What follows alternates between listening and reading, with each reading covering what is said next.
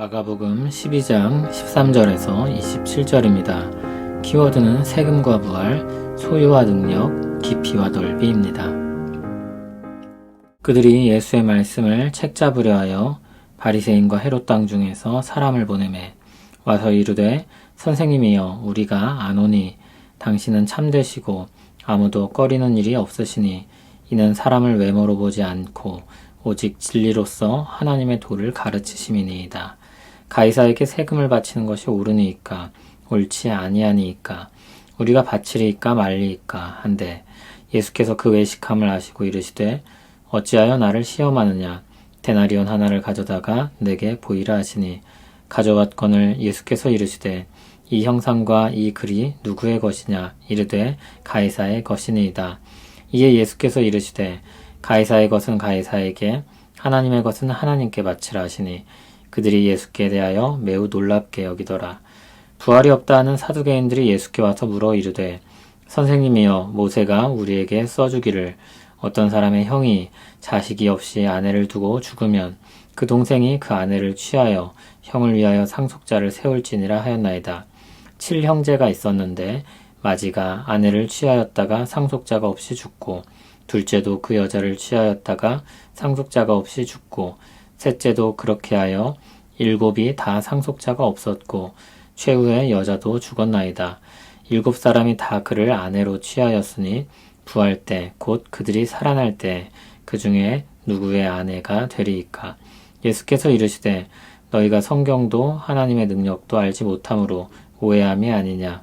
사람이 죽은 자 가운데서 살아날 때에는 장가도 아니가고 시집도 아니가고 하늘에 있는 천사들과 같으니라.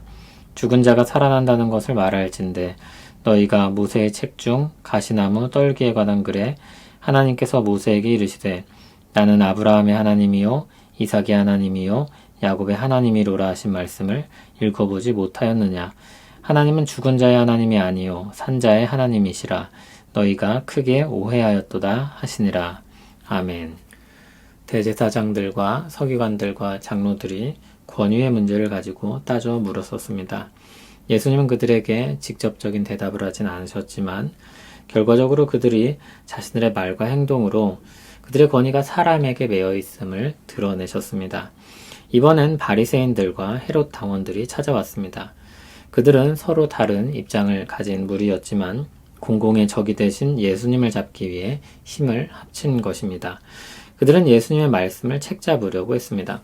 책잡는다는 것은 허점을 노려 함정에 빠뜨리는 것을 뜻합니다. 그들은 먼저 그럴듯한 말로 말문을 엽니다.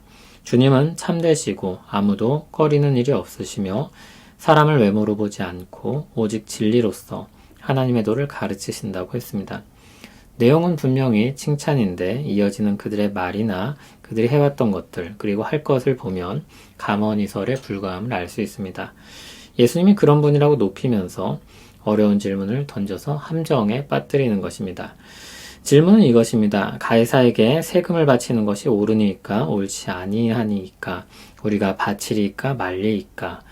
가이사는 당시 황제를 가리킵니다. 황제에게 세금을 바치는 것이 옳으냐는 것입니다. 그것은 당시 유대인들에게는 경제적인 문제를 넘어서 정치적이고 종교적인 의미를 내포한 질문이었습니다. 가이사에게 세금을 낸다면 신앙을 저버리는 것입니다. 그래서 더욱 예수님의 신앙에 대해서 장황설을 늘어놓은 것입니다. 세금을 내라고 말씀하시면 무리의 마음을 잃게 될 것입니다. 그러나 세금을 내지 않는다면 정치적으로 저항을 한다는 것입니다. 그런데 지금 눈앞에는 로마 편에 선 정치인들, 헤롯 당원들이 있습니다. 세금을 내지 말라고 한다면 잡아갈 구실이 생깁니다. 예수님은 그들이 외식함으로 말하는 것을 아셨습니다. 예수님은 그들의 마음을 드러내어 말씀하십니다. 어찌하여 나를 시험하느냐. 그리고 데나리온 동전 하나를 보이게 하시고 말씀을 이어가십니다. 동전에 있는 형상과 글이 누구의 것이냐고 하셨습니다. 사람들은 가이사의 것이라고 했습니다. 예수님은 가이사의 것은 가이사에게 하나님의 것은 하나님께 바치라고 말했습니다. 예수님은 그들이 생각하는 진정한 주인이 누구인지 스스로 묻고 행하게 하신 것입니다. 예수님의 지혜로운 답변에 사람들은 놀랐습니다. 어느 쪽에 답을 해도 트집 잡을 수 있는 질문이었는데 예수님은 어느 쪽에도 빠지지 않으시는 대답을 하셨습니다.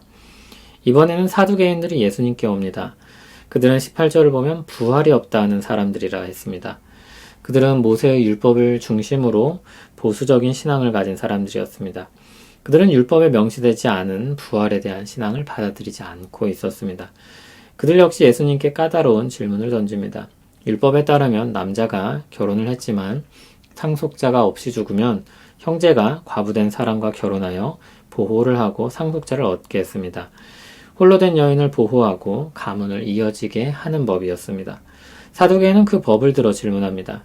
만일 7형제가 있는데 첫째가 결혼을 했습니다. 그런데 상속자가 없이 죽었습니다. 그래서 둘째가 그 아내를 취하게 됩니다. 그런 식으로 계속해서 상속자가 없이 7형제가 다 죽고 7번 결혼을 한 것입니다. 부활을 하면 그럼 그가 누구의 아내냐는 것입니다. 아주 극단적인 예입니다. 예수님은 그들이 성경과 하나님의 능력도 오해했다고 했습니다. 잘못된 이해를 가지고 있다는 것입니다. 부활 때는 장가도 시집도 아니가고 하늘에 있는 천사와 같다고 했습니다. 부활한 사람의 삶이 지금 이 땅에서의 삶과 전혀 다를 것이라는 것입니다. 지금 세상에서의 삶에서 그리고 그들의 편협한 생각으로 부활의 날에 대해 오해하고 있다는 것입니다. 성경이 말하는 부활에 대해서도 그날을 가져오실 하나님의 능력에 대해서도 그들은 무지하며 그들의 한계와 잘못된 생각 속에서 말하고 있는 것입니다. 부활의 몸으로 영원히 살아간다면 이전의 결혼 제도의 틀은 새로운 세상에서는 필요치 않을 것입니다. 하나님께서 능력으로 죽음이 없는 영원한 세상을 여시기 때문입니다. 그날에 이 땅에서의 제도와 문화는 많이 달라질 것입니다. 이 땅에서는 그날에 대해 그래서 제대로 알 수가 없는 것입니다. 다음으로 하나님께서 모세에게 말씀하실 때의 예를 들어 말씀합니다. 하나님께서 자신을 아브라함의 하나님, 이삭의 하나님, 야곱의 하나님이라고 칭하셨습니다. 예수님은 그 내용이 모세의 책 중 가시나무 떨기에 관한 글이라고 하여서 사두개인이 믿고 따르는 율법에서 가져온 것임을 밝힙니다. 그들이 믿는 성경을 들어 말씀하시는 것입니다. 하나님은 이미 죽은 사람들의 이름으로 자신을 나타내셨는데 하나님이 죽은 자의 하나님이 아니라 산자의 하나님이라고 했습니다. 하나님께 그들은 산자였습니다. 하나님은 그때에도 그들과 함께 계셨고 또한 부활의 날에 그들에게 부활의 몸을 입히실 것이기 때문입니다.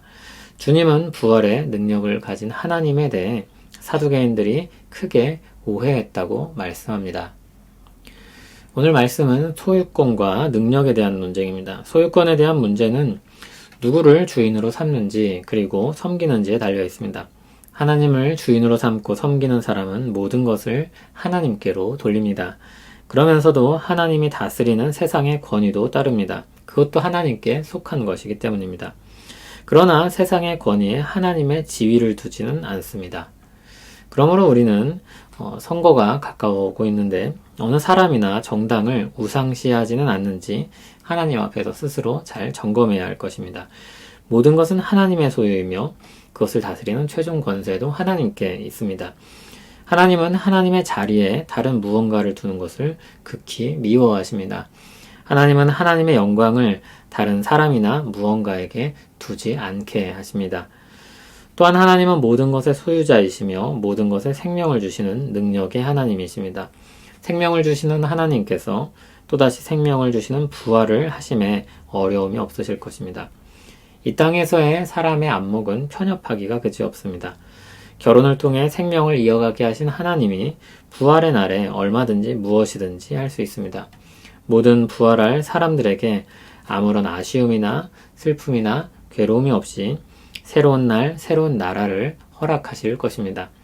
창조주 하나님을 믿는다면 부활의 하나님을 믿는 것은 그리 어려운 일이 아닐 것입니다. 부활의 하나님을 믿는다면 우리는 소망 가운데 이 땅에서의 삶을 견디고 이기며 얽매이지 않을 것입니다. 소망을 바라보고 살아갈 것입니다. 그러나 그것은 염세주의적인 삶과는 다릅니다. 이 세상이 아무 덧없는 것처럼 살지 않는다는 것입니다.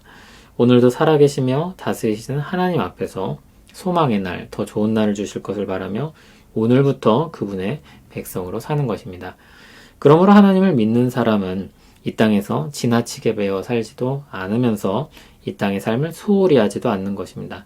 오늘부터 영원히 하나님 앞에서 성실히 그리고 즐거이 사는 것입니다. 하나님에 대한 이해가 깊어질수록 우리 삶에 대한 생각도 깊어집니다. 하나님의 세계가 깊고 넓으니 우리도 하나님과 더불어 깊고 넓어집니다.